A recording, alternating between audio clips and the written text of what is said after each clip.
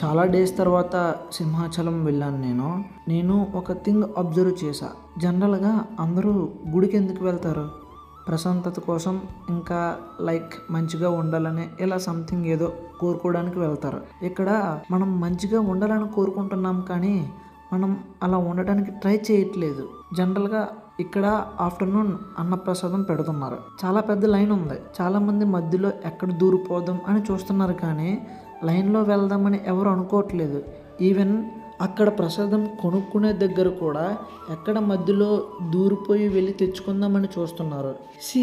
నువ్వు దేవుడిని నాకు ఇదివ్వు అదివ్వు అని అడగడానికి వెళ్తున్నప్పుడు కాస్త టైం అక్కడ ఉంటే ఏమవుతుంది? నీకు ఆ రోజు బిజీ వర్క్స్ ఏమైనా ఉంటే నెక్స్ట్ డే వెళ్ళు టెంపుల్కి రిలాక్స్గా, లేదా ఆ వర్క్స్ని పోస్ట్ పోన్ చేసుకో.